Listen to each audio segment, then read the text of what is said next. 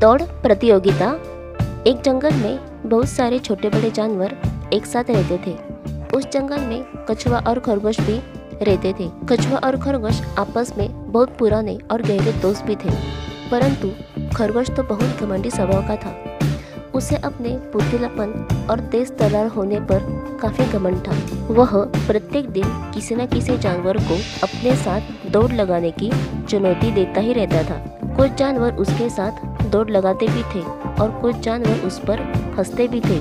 एक दिन खरगोश ने अपने मित्र कछुए को दौड़ प्रतियोगिता करने की चुनौती दी। कछुए ने खरगोश को खुश करने के लिए उसकी चुनौती को स्वीकार कर लिया।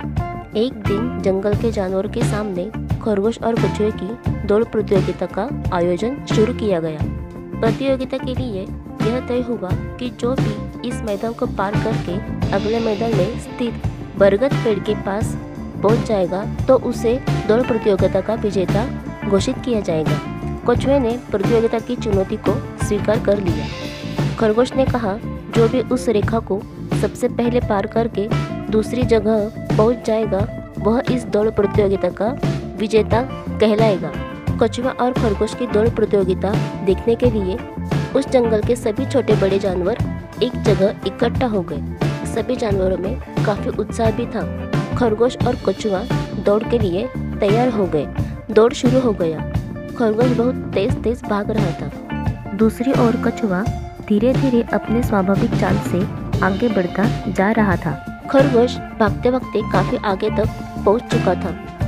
आगे जाकर खरगोश ने पीछे मुड़कर देखा तो पीछे कोई भी नजर नहीं आ रहा था, कछुआ भी नहीं। अब खरगोश ने सोचा, मैं थक चुका हूँ, यहाँ थोड़ा आराम करना चाहिए। यह सोचकर वह एक पेड़ की छांव के नीचे लेट गया। पेड़ की ठंडी हवा और थकान के कारण खरगोश को पता ही नहीं चला कि उसकी आँख कब बंद हो गई। वह गहरी नींद में चला गया।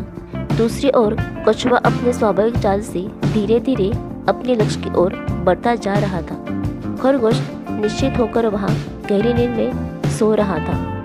धीरे धीरे कछुआ लक्ष्य की ओर चलते चलते वह उस बरगद के पेड़ के नजदीक पहुंच चुका था।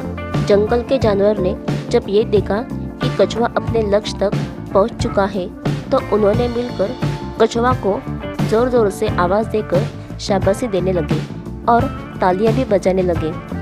आवाज से खरगोश की नींद खुल गई और उसने देखा कि बरगद के पेड़ के पास कछुआ पहुंच चुका था। कछुआ की जीत पर अन्य जानवर ताली बजा ही रहे थे। यह देखकर खरगोश काफी निराश हो गया था। खरगोश को यह पछतावा हुआ कि वह क्यों रास्ते में पेड़ के नीचे सो गया था।